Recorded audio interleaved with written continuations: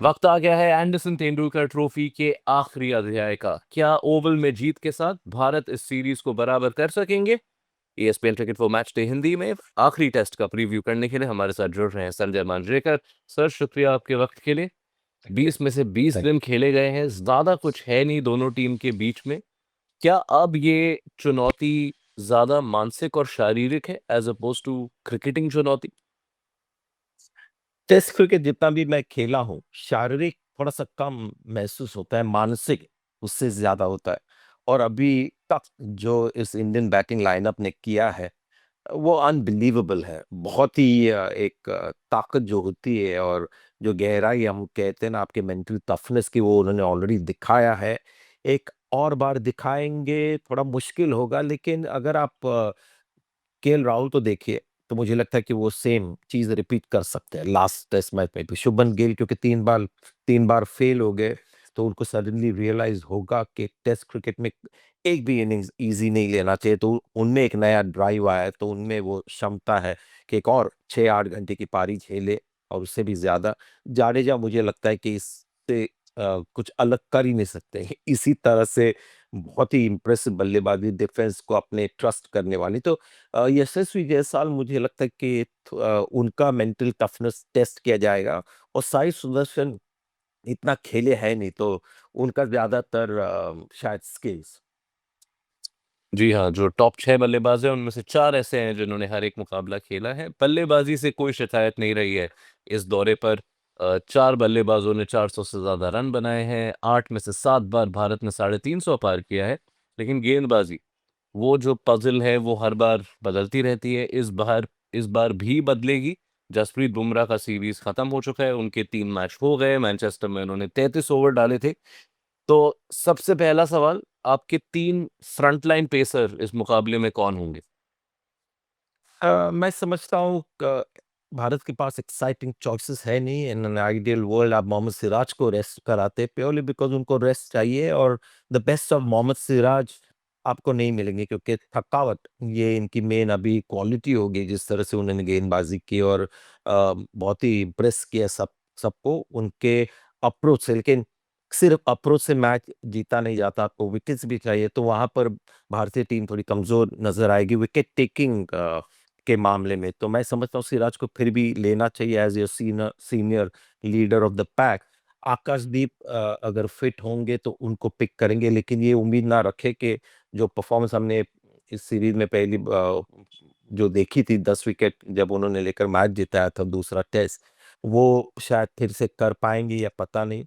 तो वहाँ पर थोड़ा एक प्रश्न चिन्ह है और मैं हमेशा समझता हूँ कि जब कोई एक गेम चेंजिंग या बड़ा सिलेक्शन नहीं होता मैटर, जब आपके पास चॉइस होता है प्लेयर्स का, वहाँ पर मैं समझता हूँ कि हमने प्रसिद्ध कृष्णा को काफ़ी देखा है और अर्शदीप को खिलाना चाहिए as a long term investment. ये मेरे 3 सीमर्स होंगे। ठीक है, तो 3 सीमर हो गए। अब जो चौथा गेंदबाज है, वो शायद सबसे ज़रूरी सवाल है और सबसे कॉमनली रिपीटेड सवाल है इस सीरीज़ का। क्या मैच से 1 दिन पहले कुलदीप यादव को एक ट्वीट डालना चाहिए, dear test cricket give me one more chance? या फिर dear Gautam Gambhir give me one more chance या जो भी उनके पक्ष में नहीं है। मैं समझता हूँ उनके ना होने की वजह से काफ़ी ऐसे सीरीज़ में मोमेंट्स रहे हैं जो हमें लगता है कि विनिंग मोमेंट भारत ने सीज़ नहीं किए बॉलिंग के द्वारा। वहाँ पर शायद Kuldeep Yadav would have made a difference, लेकिन ये कहना आसान है कि शायद ही would have done, who knows, wicketless भी होते हैं, बहुत महँगे भी साबित होते। लेकिन उनको पूरी सीरीज़ ना खिलाना स्पेशली ओवल जहाँ पर स्पिनर्स ने काफ़ी विकेट्स निकाले हैं, यहाँ पर टर्न होता है लेकिन बाउंस भी स्पिन को मिलता है। तो मैं समझता हूँ बहुत ही स्ट्रेट फॉरवर्ड सिलेक्शन है कि शार्दुल ठाकुर को बाहर रखिए और कुलदीप यादव को लेके आइए। लेकिन मैं सुन रहा हूँ कि शायद शार्दुल ठाकुर को एक और मैच मिलेगा, ऐसा मैंने सुना है एक रिलायबल सोर्स से।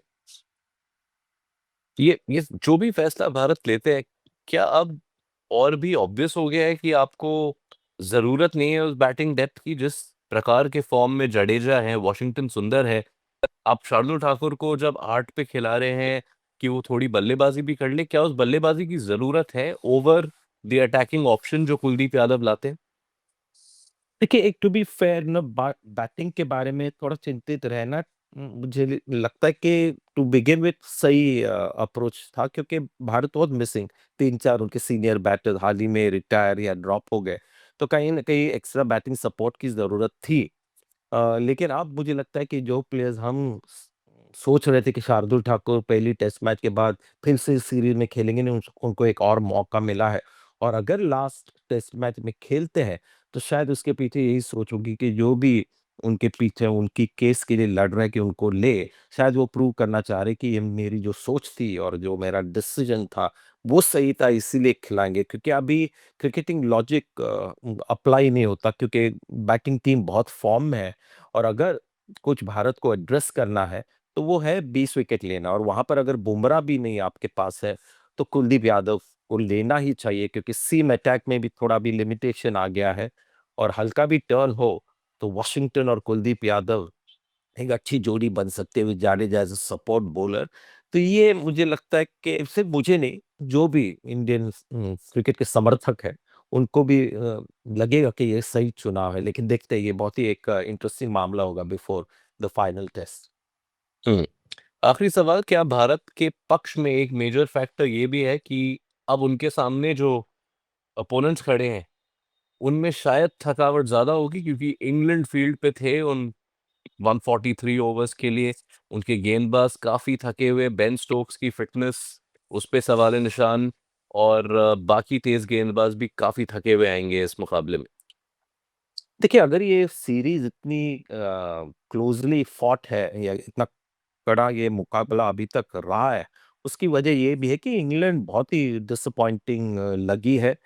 उनके भी बॉलिंग के काफ़ी इश्यूज़ है, बल्लेबाज़ी अच्छी रही है, लेकिन इस यंग इंडियन टीम ने जितना उनको अंडर प्रेशर डाला और जिस तरह से बेन स्टोक्स थोड़ा अपना कंट्रोल खो बैठे, उसके पीछे यही है कि एक बहुत ही ऑलमोस्ट एक रॉ इंडियन टीम ने एक लंबी सीरीज में उनको बहुत मुश्किल में डाला है। तो मैं समझता हूँ कि लिमिटेशन ऑफ एबिलिटी भी उनकी प्रॉब्लम है, स्पेशली बॉलिंग को लेकर। लिएम डॉसन का परफॉर्मेंस देखकर लगा कि जी हाँ, यहाँ पर काबिलियत की पहली प्रॉब्लम है, उसके बाद होता है एप्लीकेशन और आपका अप्रोच।